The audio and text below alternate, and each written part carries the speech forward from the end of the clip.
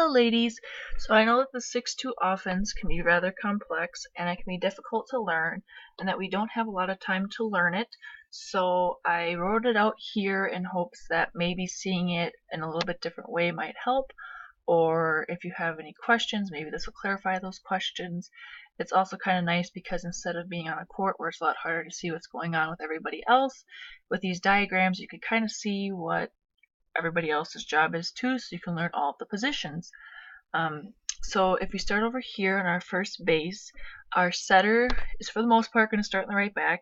Our middle back will be player A, our left back will be player B, our left front player C, our middle front player D, and our right front player E.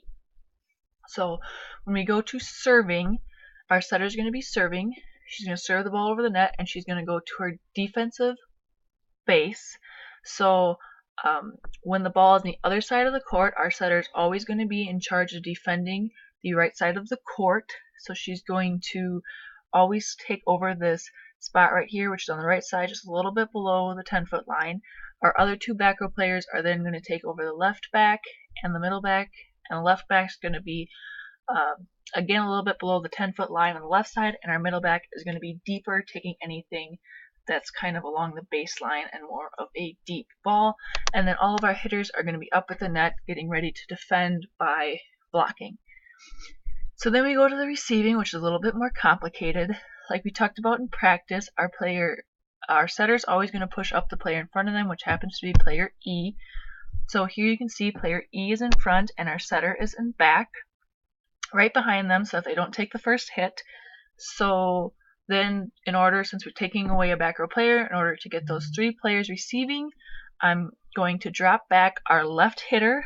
So as you can see, she drops down here to receive, and then both of our back row players are going to kind of shift over here so that we still have that left back, middle back, and right back when we're receiving.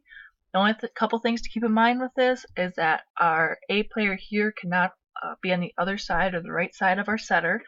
Making sure that since she starts on the left side here, she stays on the left side of our setter, and then making sure that our front row players, or our C player in this instance, stays in front of our back row players, and so A and B must be behind, which in this case, as you can see, everybody kind of stays where checks out.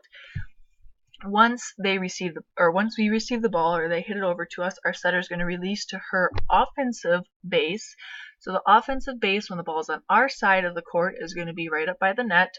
Our front row hitters are going to then release to their offensive positions, which are going to be the 10-foot line, so that they're ready to hit or attack. And then our back row players are going to kind of shift so that they take over that left back and that middle back position. So going down here, we rotated. So now we're on set 2. So our setter is now in the middle back. Player A is in the left back, B left front, C middle front, D right front, and E is in the right back. So player E is going to be our server. So our setter can already be in her defensive home position because the ball's on their side of the court, and because our player E here is off the court, so she can cross her.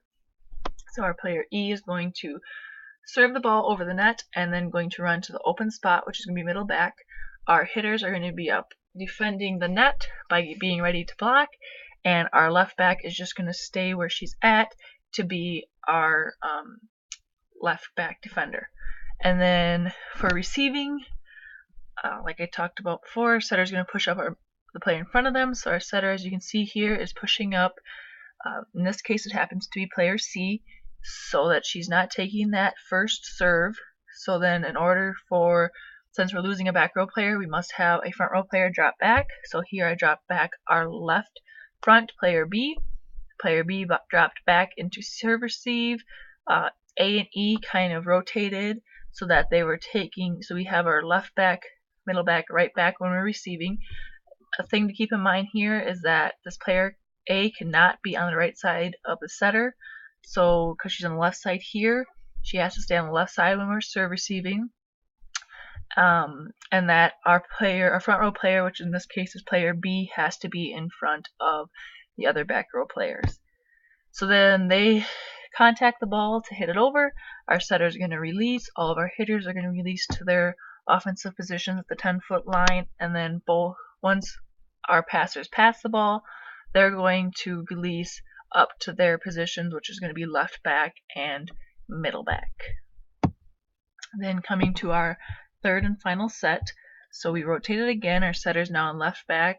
Our player A is in left front, B is in middle front, C is in right front, D is in right back, and E is in middle back.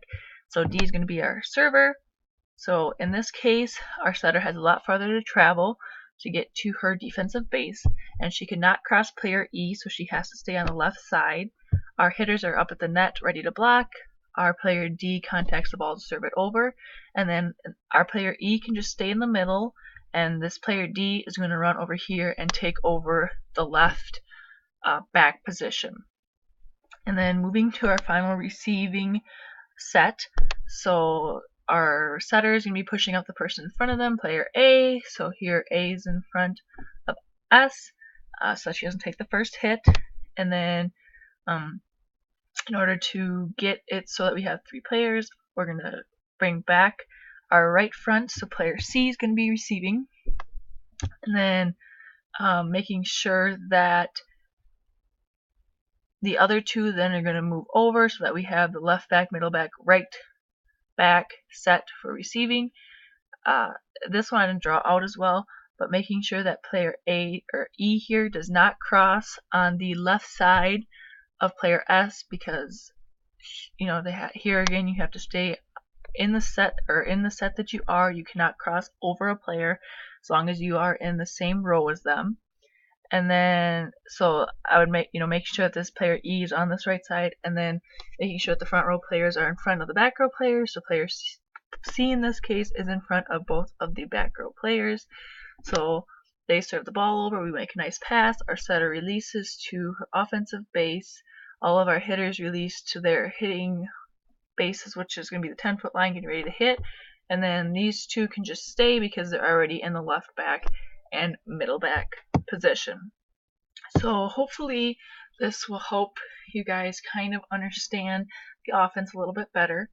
If you have any questions, you can always ask, but I think that maybe a good idea would be to try and write it out yourselves. Then you can come back and you can compare it to mine and see if there's any differences. Another thing you may have noticed is that I changed it so that we are not going to be switching in the front row when we are serving. I did this so that we can become better at all different front row positions, so that we aren't as specialized and we're more of a versatile player. So it'll make you guys much better volleyball players at the end.